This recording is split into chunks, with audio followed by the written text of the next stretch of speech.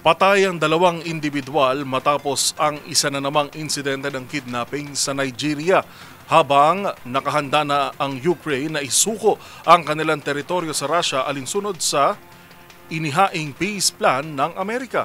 Ang mga balita mula sa ibayong dagat tinutukan sa Global Headlines Report ni James Galange.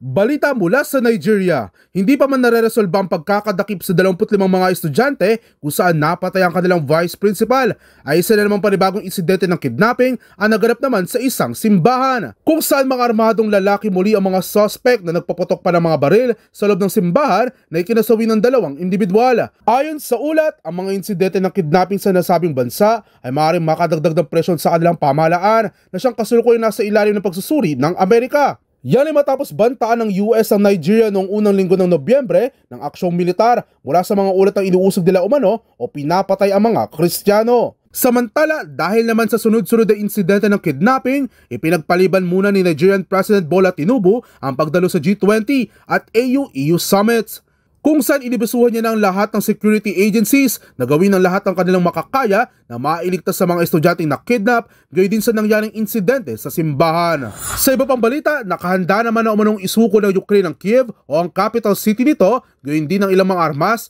alinsunod sa inaing peace plan ng Amerika. Yan ay batay sa binalangkas sa 28-point peace plan ng US at Russia na ayon sa US military, ito na ang maaaring solusyon sa pagtatapos ng digmaan sa pagitan ng Russia at Ukraine. Sa ulat ng isang international media agency, hindi pa kumpirmadong tinanggap ni Ukrainian President Volodymyr Zelensky ang plano, ngunit ipinahayag nito na nais na nitong tapusin ang mahigit 3 taong digmaan. Kabilang pa sa ngayon hindi pa kumpirmadong content ng peace deal ay ang bawasan din ng bilang ng armed forces ng Ukraine at maging sa iba pang bagay na may kinalaman sa digmaan. Sa ngayon ay wala pang komento si Russian President Vladimir Putin ukol sa magiging resolba ng inihaing peace deal plan ng Estados Unidos. At iyan ang mga nakalap nating balita mula sa iba't ibang panig ng mundo. Para sa MBC TV Network News, ito si James Galange ng DZRH TV, una sa Pilipinas, una sa Pilipino.